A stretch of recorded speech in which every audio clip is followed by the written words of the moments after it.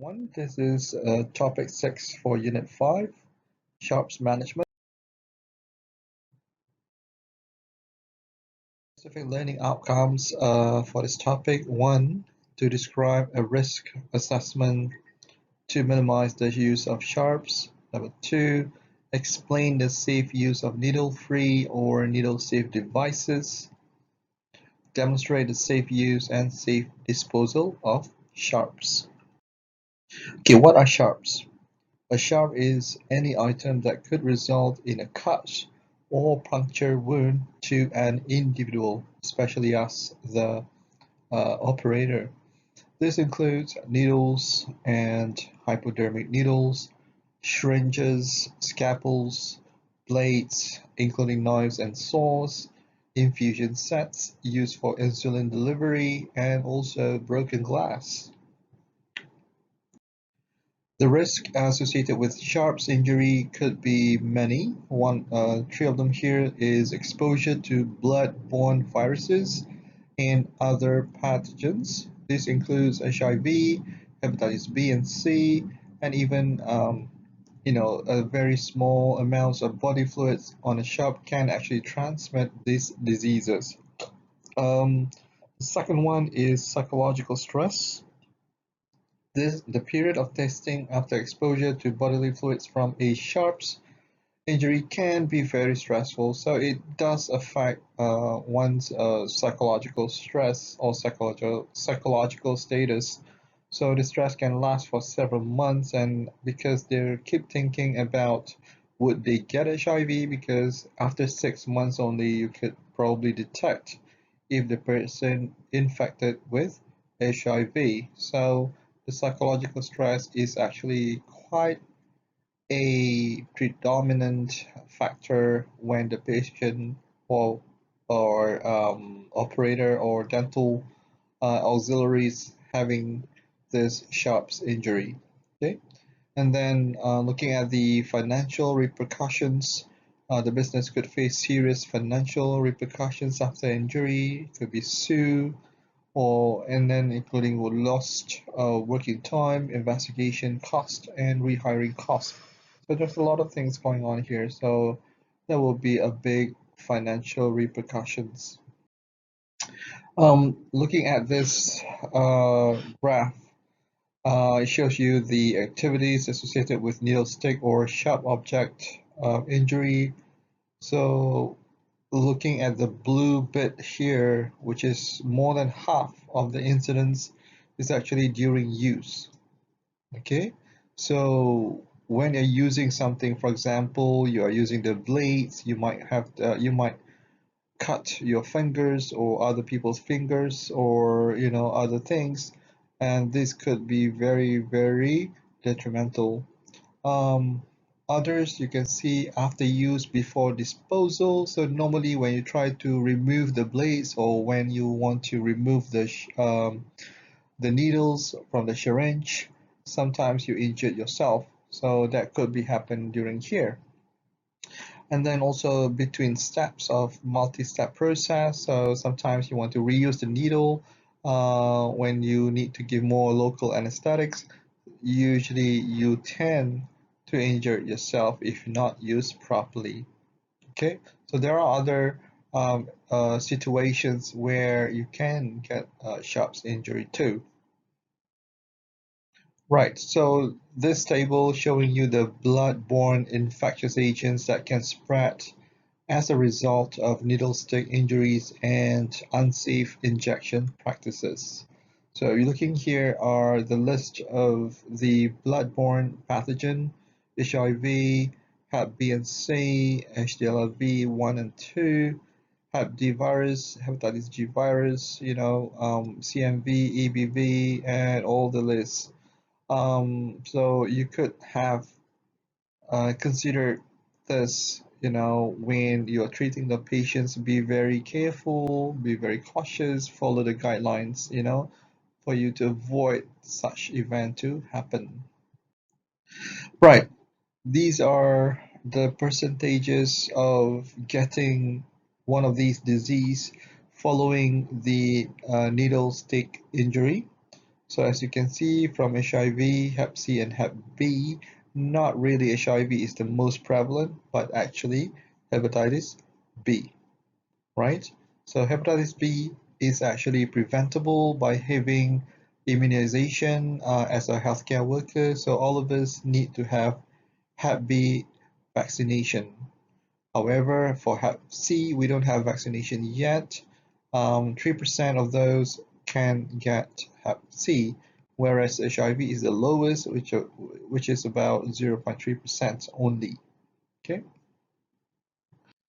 Okay, what causes injury?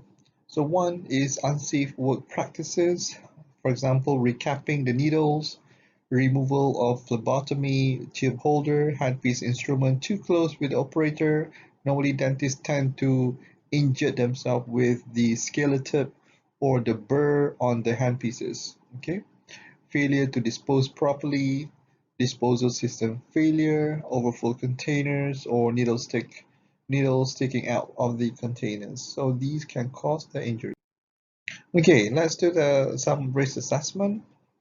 One, you need to identify hazards and those at risk. Okay, what kind of hazard they're looking at. So when you are doing, for example, a dental extraction, you are dealing with needles, you probably would be dealing with any other sharp instruments. Okay, so just put that in mind that you are dealing with those instruments and you need to be careful when handling these instruments. Okay, and how to handle the instrument properly is also need to be taken care of. Number two, evaluating and prioritizing risk.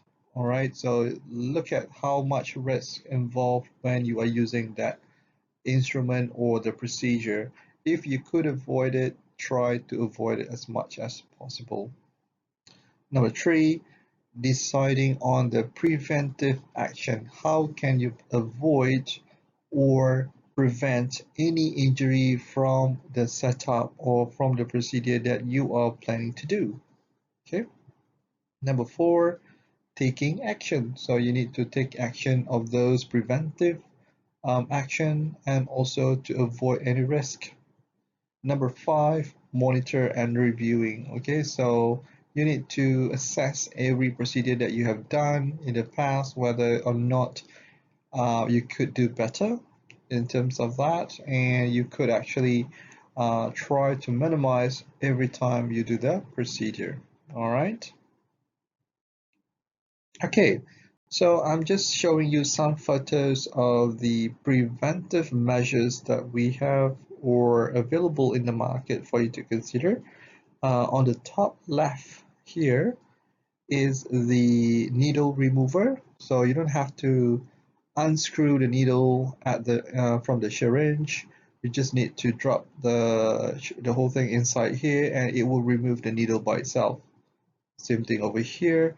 This is for the lancets, okay, for the blood taking. This is a subdermal injections, okay. Here also there is a needle stick injury preventive measure for the syringe. This is the remover of the syringe as well, of the needle and syringe. This is for the blades, okay, the blades remover. And again, this is one I showed you before. This is also the blade remover and disposal system. Okay, and this is another method of preventive measures, whereby this is the needle cap that we can just close it whenever not in use. All right. So another thing that you need to practice and use it very well is the recapping, or we call it the one hand technique. So the step number one, place the cap on a flat surface, then remove your hand from the cap. So just hold your syringe with one hand only. Step number two, with one hand only, hold the syringe and use the needle to scoop out the cap.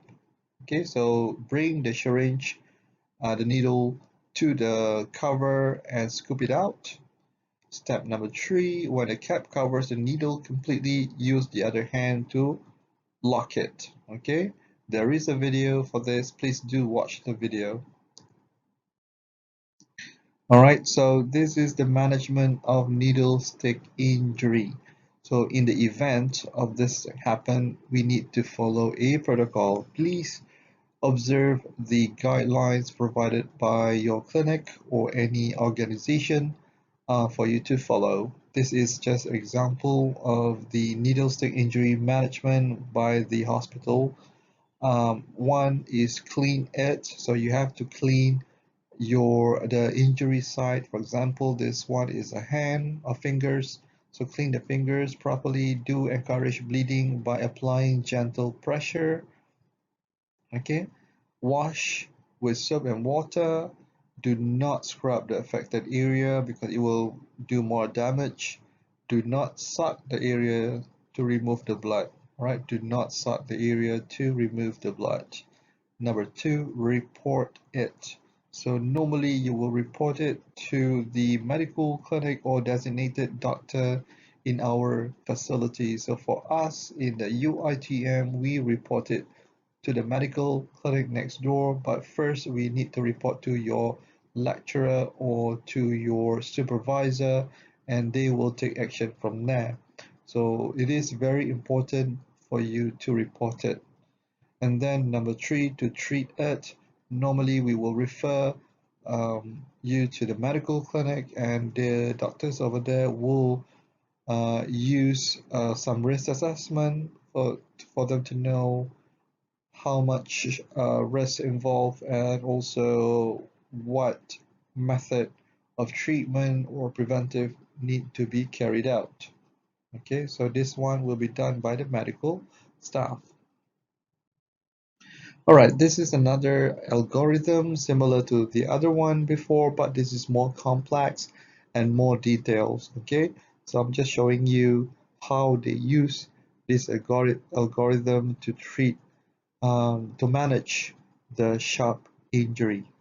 So we do have this in our medical clinic, and they will follow this chart. Okay, I think that's all for the sharps management. Thank you.